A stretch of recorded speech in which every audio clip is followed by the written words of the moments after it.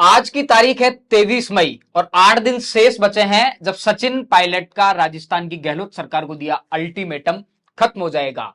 ना तो अशोक गहलोत उस पर सीरियस दिखाई दे रहे हैं और ना ही कांग्रेस आलाकमान। वहीं अब खबर है कि कल कांग्रेस आलाकमान से राजस्थान के मुख्यमंत्री अशोक गहलोत और पीसीसी चीफ गोविंद सिंह डोटासरा मुलाकात करने वाले हैं। क्या मुलाकात होगी, क्या बात होगी, क्या सचिन पायलट के मसले पर भी कोई बातचीत होने की संभावना है? फिलहाल इस बारे में कोई जानकारी नहीं है। खैर, जो बातें सचिन पायलट को लेकर कांग्रेस में थी वैसी ही बातें डॉक्टर किरोड़ीलाल मीणा को लेकर भाजपा में चल रही थी, लेकिन भाजपा ने आज एक कदम आगे बढ़ाया है और प्रदेश भाजपा कार्यालय में एक प्रेस कॉन्फ्रेंस में डॉक्टर किरोड़ीलाल मीणा के साथ में राजेंद्र राठौड़ और राजस्थान भाजपा के मुखिया सीपी जोशी नजर आए। तीनों नेताओं ने एक संयुक्त प्रेस कॉन्फ्रेंस की और गहलोत सरकार पर बड़ा हमला बोला। वहीं अब ऐसा लग रहा है कि कर्नाटक चुनाव में करारी हार से सबक लेकर भाजपा राजस्थान में कोई भी जोखिम नहीं लेना चाहती और नरेंद्र मोदी ने खुद ने राजस्थान में मोर्चा संभाल लिया है। इस महीने में दूसरी बार यानी कि 31 मई को प्रधानमंत्री नरेंद्र मोदी आ रहे हैं अजमेर। इन्हीं मुद्दों पर चर्चा करेंगे वरिष्ठ पत्रकार और राजनीतिक विश्लेषक प्रदीप बिदावत के साथ में। नमस्कार, थिंक 360 में आपका स्वागत है और मैं हूं लोकेंद्र किलानोत। प्रदीप जी, 8 दिन यानी कि बहुत कम टाइम बचा है। ऐसी चर्चा थी कि सचिन पायलट ने जिस तरह की मांग गहलोत सरकार के सामने रखी है वो किसी भी कंडीशन में पूरी नहीं हो सकती। खैर, मांग पूरी होना एक अलग बात है, मांग पूरी हो नहीं हो, लेकिन सचिन पायलट को लेकर जिस तरह से नजरअंदाज उनको किया जा रहा है, कांग्रेस आलाकमान सीरियस नहीं दिख रहा, अशोक गहलोत सीरियस नहीं दिख रहे, सुखजिंदर सिंह रंधावा जयपुर है। हाल बेहाल एक मुलाकात कर लेनी चाहिए थी कि तुम्हारा मुद्दा क्या है आखिरकार, लेकिन पूरी तरह से नजरअंदाज किया जा रहा है। कल गोविंद सिंह देखिए, डोटासरा कांग्रेस आलाकमान ने क्लियर कर दिया है अभी जो स्थितियां लग रही हैं। जी, आप कह रहे हो कि 8 दिन का वेट करना चाहिए। 26 जून जो तारीख मानी जा रही है कि इस तारीख तक फैसला कर लेना है आलाकमान को। अशोक गहलोत दिल्ली जा रहे हैं, वहां आलाकमान के साथ उनकी मीटिंग है, बुलाया गया है, जी, प्रदेश अध्यक्ष साथ हैं। रंधावा से आज मीडिया कर्मियों ने जब पूछा तो उन्होंने कहा कि उन्होंने अल्टीमेटम सीएम को दिया है, ऐसे में सीएम जवाब देंगे। तो ये जो पार्टी और सरकार वाला जो सिस्टम है, तो सरकार के तौर पे सीएम से, पार्टी के तौर पे रंधावा और डोटासरा से आलाकमान बात करेगा कि तमाम ये जो घोषणाएं और ये जो काम चल रहा है, इसके बाद अशोक गहलोत की छवि सुधार की ओर एक बड़ा कैंपेन एक कंपनी की ओर से चलाया जा रहा है, सरकार की ओर से चलाया जा रहा है, पार्टी की ओर से चलाया जा रहा है। उसका क्या असर पड़ेगा या नहीं पड़ेगा, वो असर वो वोट में कन्वर्ट हो पाएगा या नहीं हो पाएगा, इस पे बात होगी। और इस बात को करते वक्त अगर सचिन पायलट का जिक्र नहीं होगा तो वो बात करना बेमानी होगा निश्चित तौर पे। आलाकमान के लिए भी इस चीज को आलाकमान भी समझता है, हालांकि वो बाहर आके मीडिया को क्या कहे ये अलग बात है। लेकिन जैसे काजी निजामुद्दीन जो सचिन पायलट के साथ उन्होंने पिछले चुनाव में काफी अच्छा काम किया है सह प्रभारी के तौर पे, वो भी अपनी रिपोर्ट दे रहे हैं। तो इन सब में मुझे लगता है कि अब पार्टी ये मन बना चुकी है कि सचिन पायलट पर एक कोई बड़ा फैसला लिया जाए और उस अल्टीमेटम की तारीख से पहले सचिन पायलट कोई कदम उठाए, इससे पहले हम ही एक कदम उठा ले। तो इस तरह का होगा वो कदम क्या? वो पायलट को देखिए, पायलट की भी बात हुई है या नहीं आलाकमान से, ये एक बड़ा इशू चल रहा है। लेकिन सचिन पायलट अपने पत्ते खुले तौर पे वही खोल रहे हैं जो सीधे मीडिया के सामने आके खोल रहे हैं। उसके अलावा कुछ इंटरनल चीजें उनकी चल रही है, मसलन प्रियंका गांधी का जो ग्रुप या काडर बोल सकते हैं पार्टी में, उनसे उनका जो राब्ता है, उनसे उनके जो संपर्क है, राहुल गांधी से उनका अच्छा है। राहुल गांधी आज दिल्ली से चंडीगढ़ तक ट्रक में गए हैं। ऐसे में ये भी लग रहा है कि अशोक गहलोत जब मीटिंग में होंगे तो वहां मीटिंग उस आला कमान में राहुल गांधी होंगे या नहीं। राहुल गांधी चाहते हैं कि सचिन पायलट पार्टी में बने रहें। क्या सचिन पायलट अब कोई राह समझौते की बनती है या नहीं बनती? लेकिन व्यक्तिगत रूप से अशोक गहलोत और सचिन पायलट के बीच में इतनी दूरियां हो चुकी है कि अब राह बनती दिख नहीं रही है राजस्थान में। तो अगर उन्हें मनाया जाता तो एक बात पे कि सेंटर में उनको कुछ किया जाए, तो वहां सरकार तो है नहीं, लिहाजा ये नजर आता है कि सचिन पायलट को केंद्र के जो आला कमान है उसमें कोई पद दिया जाए। क्या सचिन पायलट इसमें मानेंगे या नहीं मानेंगे? सचिन पायलट चाहते क्या है? मुद्दा यह है समस्याओं से इतर। खैर, उन्होंने जो मुद्दे उठाए हैं, जनता से जुड़े मुद्दे उठाए हैं, उसके अलावा सचिन पायलट क्या चाहते हैं? क्या भूमिका उनको कांग्रेस में चाहिए? क्या चाहते हैं, मतलब किस तरह से उनको नेतृत्व? देखिए, अशोक गहलोत भी क्या चाहते हैं ये भी एक बड़ा सवाल, और दोनों का जवाब एक ही है कि दोनों एक दूसरे को नहीं चाहते। सचिन पायलट नहीं चाहते अशोक गहलोत को, अशोक गहलोत उनसे भी ज्यादा नहीं चाहते सचिन पायलट को। रार यहीं फंसी हुई है। और आला कमान भी इतने दिन, अब वो वापस एक न्याय के अधिकारी की भूमिका में आया है और देखते हैं क्या होता है दिल्ली की मीटिंग के बाद। लेकिन ये है कि 26 तारीख एक डेडलाइन है, उस तक कांग्रेस एक अपना निर्णय ले लेगी। वो जो भी निर्णय होगा कि सचिन पायलट को किस भूमिका में रखा जाए, अन्यथा क्या बगावत सचिन पायलट ने जो की है वही मानी जाएगी या पहले वाली पे भी? सचिन पायलट का जो कैडर है वो पीसीसी के चीफ रहे हैं, वो डिप्टी सीएम रहे हैं, उनके पास बहुत से डिपार्टमेंट है, वो केंद्रीय मंत्री रहे हैं। किस पद पर कांग्रेस उनको एडजस्ट करना चाहती है? क्या भूमिका होनी चाहिए एक वरिष्ठ पत्रकार के तौर पर? क्या लगता है? एक्चुअल में आप अगर मान लीजिए कि बगावत की राह पे नहीं हो तो आला कमान तय करे कि ये भूमिका दी जा रही है भाई आपको, जब किसी भूमिका में नहीं हो। वो सीधे तौर पे बगावत की राह पे, उनकी बगावत सचिन पायलट कहना, उनकी बगावत कांग्रेस के खिलाफ नहीं है, उनकी बगावत अशोक गहलोत के खिलाफ है। उनकी जो मांगे हैं वो अशोक गहलोत से हैं, बिल्कुल वो अशोक गहलोत की सरकार से हैं। वो लगातार कांग्रेस के प्रति अपनी निष्ठा दिखाते हैं। लेकिन संगठन महासचिव पहले बोल चुके हैं कि ये पार्टी की बगावत है। एक जो उन्होंने छोटा स्टेप लिया था अनशन वाला, गांधीवादी तरीके से, तो आप कुल मिला के इसको ये देखिए कि सत्ता बदलने की मांग है सचिन पायलट और उनकी पूरी टीम की ओर से।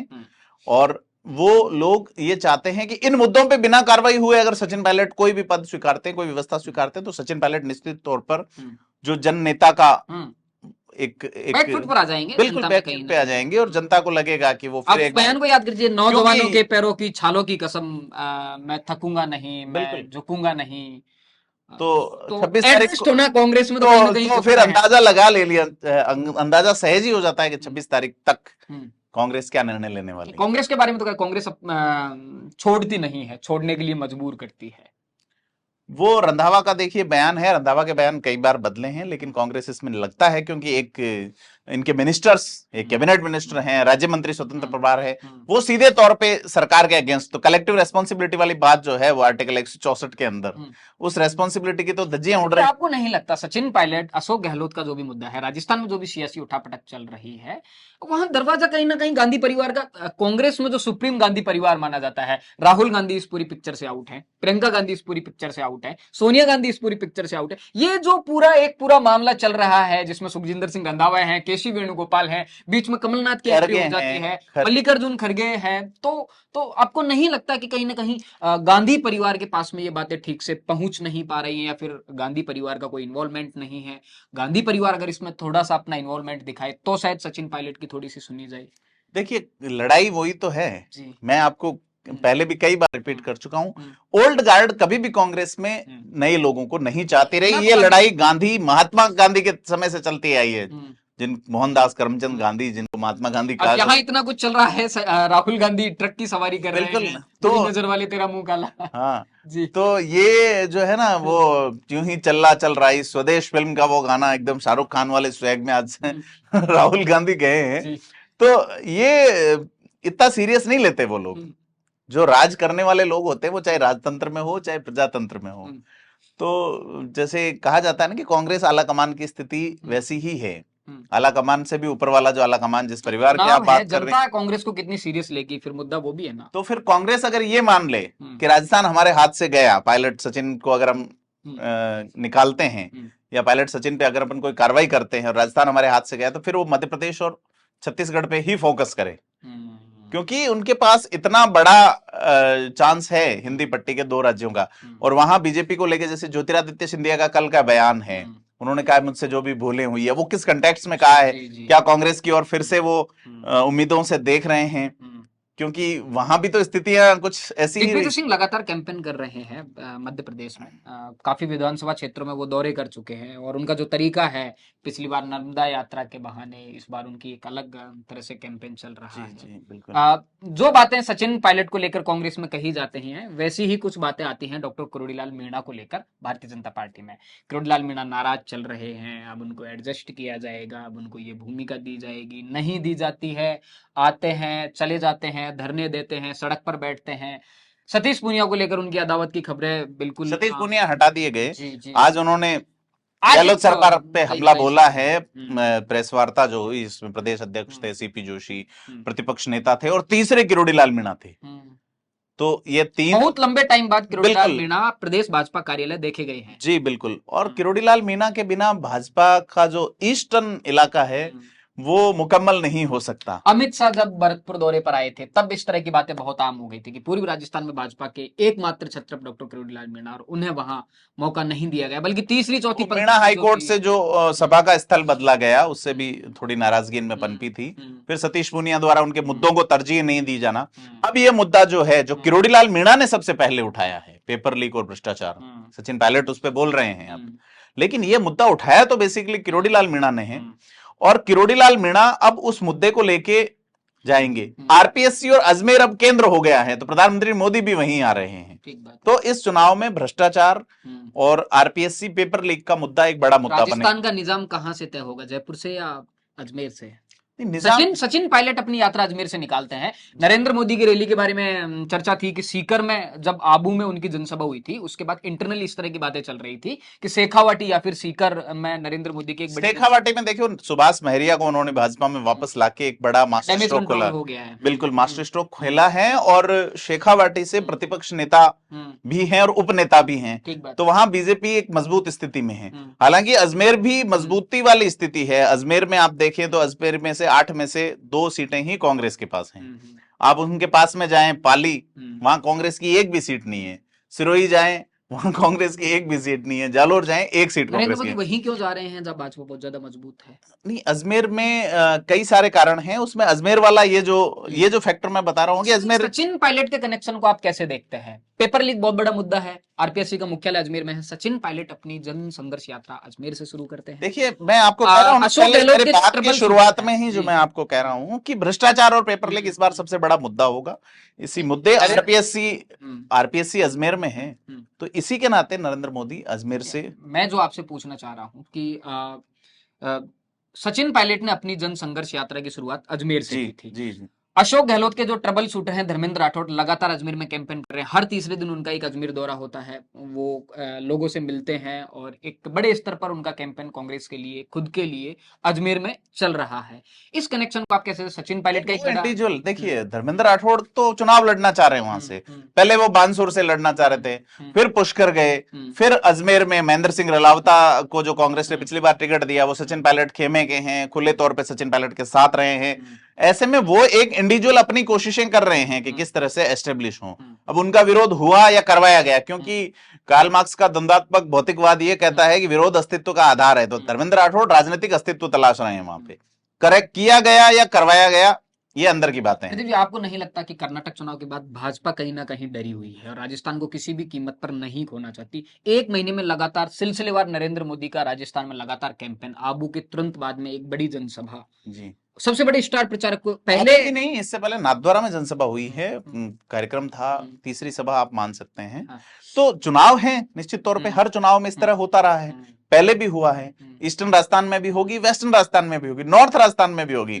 आपके सवाल से इतर एक और जानकारी आपको मैं दे दूं, नॉर्थ राजस्थान इस बार बीजेपी कांग्रेस दोनों के लिए आसान नहीं है। वहां का हनुमानगढ़, गंगानगर और बीकानेर का कुछ इलाका जहां का सबसे बड़ा मुद्दा पानी है, हनुमान बेनीवाल उसे हल कराए हैं। 2 दिन पहले जो भगवंत मान के साथ मीटिंग हुई है, तो 5 जून तक 800 से 1250 क्यूसेक पानी मिलेगा किसानों को। किसान खुश है, धरना हनुमान बेनीवाल की बल्ले बल्ले हो गई, काम कर गई और मान साहब जो है वो उन्होंने, और आम आदमी पार्टी वहां से एंटर करेगी निश्चित तौर पे अभी जो है, क्योंकि बीजेपी के भी आला कमान 550 किलोमीटर की दूरी मानते हैं। गंगानगर हनुमानगढ़ को अछूता छोड़ रखा है। सुविधाएं और व्यवस्थाएं राजस्थान की ओर से नहीं दी जा रही हैं, चाहे वो महंगा पेट्रोल हो और पास में सस्ता मिल रहा है, चाहे वो मेडिकल फैसिलिटीज हो, चाहे वो एजुकेशन की चीजें हो।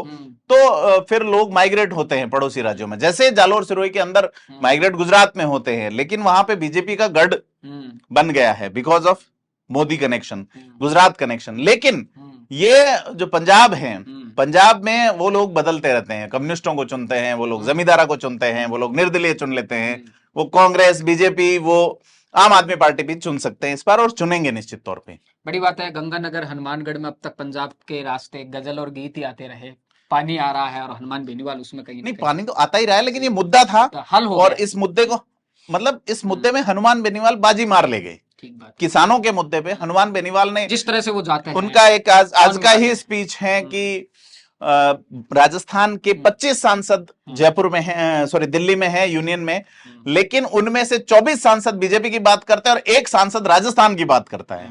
तो हनुमान बेनीवाल बड़े ट्रैक से बढ़ रहे हैं, बहुत तरीके से बढ़ रहे हैं। किसान वाले मुद्दे पे उन्होंने एनडीए छोड़ा था और किसानों के मुद्दे पे वो ले आए। हो सकता है कि आरएलपी और जो आम आदमी पार्टी है उनका कोई एक वो जो बर्थडे पार्टी वाले वो जो पिक्चर थी वो आगे बढ़ जाए, कुछ साथ साथ केक खाया जा रहा है जी, तो ये एक बड़ा मुद्दा है जी। तो नरेंद्र मोदी वाला आप जो कह रहे थे अजमेर में, तो अजमेर चर्चा का विषय है, आरपीएससी चर्चा का विषय है, पेपर लीक भ्रष्टाचार चर्चा का विषय। आप मोदी के भाषण में भी इसे सुनेंगे निश्चित तौर पर। तो इस नाते ये कर रहे हैं। अशोक गहलोत ने पीछे कई दिनों में छवि जरूर सुधारी है, लेकिन आज मैं एक ट्वीट देख रहा था, अशोक गहलोत ने कल महाराणा प्रताप बोर्ड का गठन किया है, मेवाड़ में जाके राजपूत वोट बैंक को खास करके साधने की कोशिश की है, लेकिन उनके ही एक जो है जो सोशल मीडिया का काम देखते हैं, उन्होंने उसको शेखावाटी से रिलेटेड एक कोई टिप्पणी कर दी, मान सिंह और वो ऐतिहासिक। तो निश्चित तौर पे यहाँ पे एक नाराजगी पनप रही है।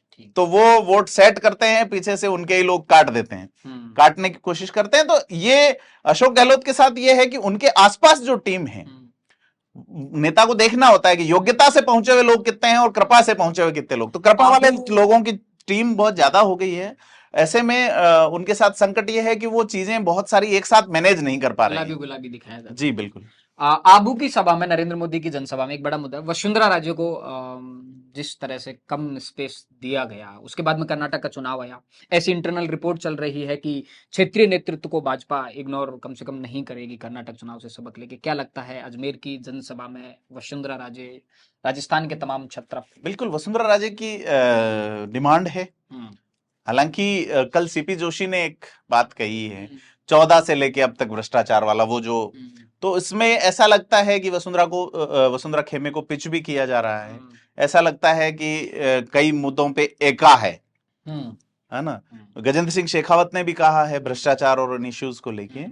तो मुद्दा भ्रष्टाचार होगा, अब इस मुद्दे में बाजी कौन मारेगा ये एक देखने वाली बात होगी।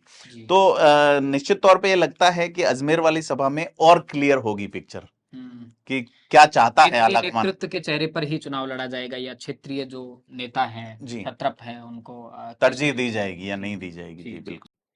तो बहुत सारे मुद्दों पर आज वरिष्ठ पत्रकार और राजनीतिक विश्लेषक प्रदीप बिदावत के साथ में हमने चर्चा की। कल जैसे ही राजस्थान की सियासत का मौसम बदलेगा, नए मुद्दे राजस्थान की सियासत में जुड़ेंगे, आपके साथ चर्चा में फिर से जुड़ेंगे। राजस्थान से जुड़े तमाम मुद्दों को जानने और समझने के लिए जुड़े रहिए थिंक 360 के साथ। धन्यवाद।